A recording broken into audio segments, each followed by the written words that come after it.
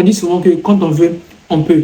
On nous répète sans cesse que tout est une question de volonté et de courage. Mais laissez-moi vous dire une vérité que beaucoup oublient. Si tu restes dans le même environnement, avec les mêmes personnes, à fréquenter les mêmes endroits chaque jour, ta volonté finira par s'épuiser. Si tes journées se résument à faire le trajet entre ta maison et ton travail, entre ta maison et ton école, et qu'ensuite tu passes ton temps libre assis au grain, comme on le dit, avec les mêmes amis, dans des bars, dans des endroits bourrés de personnes, à discuter toujours des mêmes problèmes, comment tu veux que ton cerveau produise de nouvelles idées? Ici en Afrique, on le sait tous, on a une culture sociale très forte. On aime être ensemble, on aime être en going, on aime nos habitudes. Mais le pire, c'est que ton environnement actuel peut être configuré pour te garder exactement là où tu es. Dès que tu essaies de changer, l'environnement te ramène en arrière. Par exemple, tu décides de ne plus chercher les filles et de te concentrer sur toi. Mais dans ton quartier, il y a tellement de belles filles qu'il est quasiment impossible de ne parler à aucune. Si tu veux vraiment évoluer, si tu veux devenir la version de toi qui réussit, qui gagne de l'argent, qui a de l'assurance, tu dois physiquement changer de lieu. Tu ne peux pas demander à une plante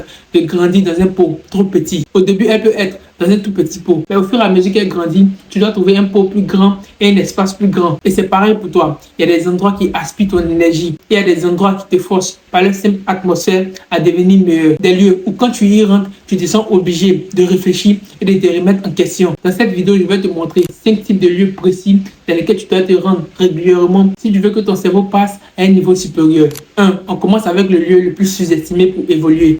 Les librairies et les bibliothèques. Avant, quand tu me parlais des bibliothèques, je me disais, mais c'est quoi son problème lui? Pourquoi il veut que j'aille étudier alors que j'ai fini d'étudier? Pour moi, les bibliothèques étaient réservées aux étudiants ou aux élèves qui voulaient aller étudier. Et je pense que je n'étais pas le seul.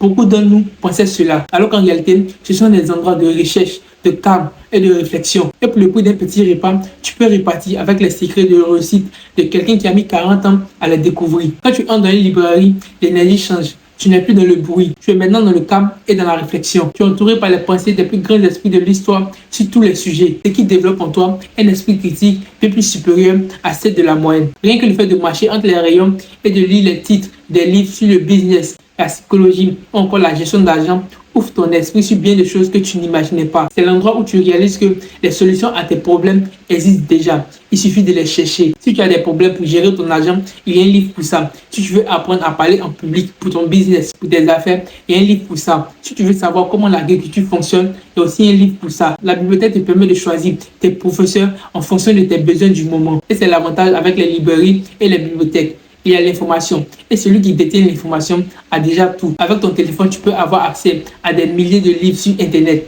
Mais l'idée reste le même. Tu dois fréquenter des endroits physiques où le savoir y est. Deuxième lieu à fréquenter, si tu veux évoluer, ce sont les salles de sport. Beaucoup de personnes pensent que l'on va à la salle uniquement pour avoir des muscles ou pour plaire aux autres. Mais pour celui qui veut évoluer, la salle de sport est un lieu d'entraînement pour son esprit. C'est l'un des rares endroits où tu ne peux pas tricher. Si tu veux du muscle, tu devras faire des exercices. Tu ne peux pas acheter tes muscles dans la main de quelqu'un d'autre, peu importe tout ce que tu possèdes. Tu ne peux pas demander à quelqu'un d'autre de soulever le poids à ta place. C'est une confrontation directe entre toi et ta propre paresse. Ça te permet de développer une discipline pure. Et c'est cette discipline que tu vas appliquer dans tous les aspects de ta vie pour devenir meilleur. La salle de sport t'enseigne la discipline mieux que n'importe quel cours théorique. Là-bas, ce n'est pas l'intensité qui compte, c'est la constance. Si tu n'es pas prêt à répéter les mêmes exercices sur de long terme sans voir les résultats, alors tu n'es pas prêt. J'insiste sur la salle de sport parce qu'elle forge ton mental et t'apprend la discipline. Et la discipline, c'est de faire ce que tu dois faire même quand tu n'as pas envie de faire. Il y a des jours où tu seras fatigué, où il fera chaud, ou tout simplement tu n'auras pas envie de sortir de chez toi. Et en te forçant à aller t'entraîner, malgré tout, ton cerveau obéit à ta volonté et non à tes émotions. Si tu es capable de te lever à 6 h du matin pour aller soulever des poids ou après une longue journée de travail, alors tu seras capable de rester concentré sur ton business quand les choses deviendront plus difficiles. Ça t'apprend la patience et les résultats à long terme. C'est une leçon indispensable pour l'entrepreneuriat ou pour le développement personnel. Les grandes choses se construisent petit à petit, jour après jour. Et tu y croises aussi des gens qui cherchent comme toi à s'améliorer. C'est un environnement qui respire l'effort et la progression. Troisième lieu, les événements où tu ne connais personne. La plupart des gens passent leur vie dans leur cercle habituel,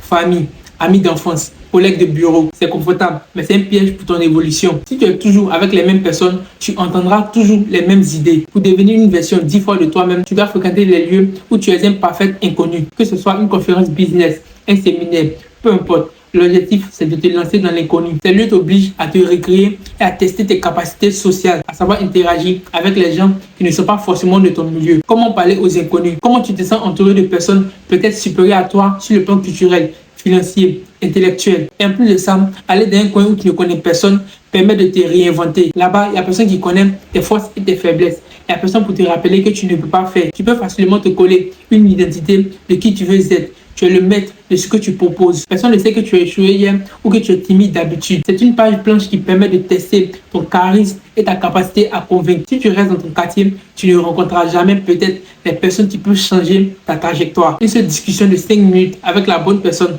lors d'un événement peut te faire gagner 3 ans de travail acharné. Quatrième lieu, les lieux de silence. Le quatrième lieu où tu dois absolument aller pour évoluer, ce sont les lieux où il n'y a absolument aucun bruit. Ça peut être dans un parc ou au bord de la mer très tôt le matin, ou encore même dans ta chambre lorsque tout le monde dort. Moi, par exemple, dans le quartier où je suis, la lagune passe. Quand je ne suis pas à la maison, c'est que je suis à l'école. Quand je ne suis pas à l'école, c'est que je suis au bord de la lagune. C'est mon endroit préféré. Ça me permet de mieux réfléchir, de respirer, de faire mon introspection. C'est l'occasion pour moi de me parler, de savoir où j'en suis, où je vais, qu'est-ce que je dois améliorer. C'est là-bas que j'écris la plupart de mes scripts. C'est là-bas que je fais mes montages vidéo. En gros, c'est là-bas que je fais tout. Si tu veux être une version 10 fois de toi-même, tu dois avoir le courage de t'isoler. Si tu ne trouves pas de calme dans ton quartier, lève-toi tôt le matin à 4 heures, pendant que tout le monde dort encore. Ce moment de calme, pendant que tout le monde dort, est l'heure où les leaders planifient leur victoire. Et s'il te plaît, quand tu te retrouves seul dans ces moments-là, aie un cahier et un stylo sur toi, parce que c'est là que les grandes idées naissent. Et en fait, c'est un lieu dans lequel tu dois absolument te rendre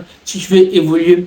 Ce sont les lieux où tu es le plus nul. C'est le lieu que 99% des gens évitent par plus égaux. Naturellement, l'être humain cherche le confort et la reconnaissance. On aime rester là où on est fort, là où les gens nous admirent, là où les gens nous respectent et nous appellent boss. Mais il y a un piège mortel dans cette reconnaissance. Si tu es toujours la personne la plus intelligente, la plus riche, la plus compétente dans la pièce, alors tu es officiellement de la mauvaise pièce. Si tu fais 1 million par mois et que tu te retrouves dans un endroit où tout le monde autour de toi fait 200 K par mois, tu te sentiras fort et riche. Mais si tu fais 1 million par mois et que tu te retrouves dans un endroit où on parle de centaines de millions, voire de milliards, ça va réveiller un truc en toi. Tu te sentiras fauché. Tu comprendras que ce que tu gagnes en 1 mois, il y a d'autres qui le font en 1 jour. Et ça va te motiver à aller chercher plus. Pour devenir une version 10 fois de toi-même, tu dois avoir le courage d'aller dans les endroits où tu es un débutant, là où tu ne maîtrises pas les codes, là où pour l'instant tu es le moins performant. Fréquenter ces lieux où tu es le plus nul est le seul moyen de découvrir tes limites et de mieux les repousser. Si tu restes entouré par des gens qui ont le même niveau que toi ou des niveaux inférieurs à toi, tu finiras par croire que tu as atteint le sommet. Mais en changeant d'environnement pour un milieu plus élevé, tu découvriras alors que ce que tu appelles des exploits n'est qu'un strict minimum pour les autres. En osant être le plus nul aujourd'hui, tu te donnes les moyens de devenir le maître de demain. Encore une fois, c'était Eben Dogo. Si tu as aimé cette vidéo, n'hésite pas à liker, à donner ton avis en commentaire, à partager. Et si tu n'es pas abonné, c'est le moment de le faire. Clique sur le bouton s'abonner, active la cloche de notification pour ne pas manquer les prochaines vidéos. Prends soin de toi et on se dit à plus pour une nouvelle vidéo.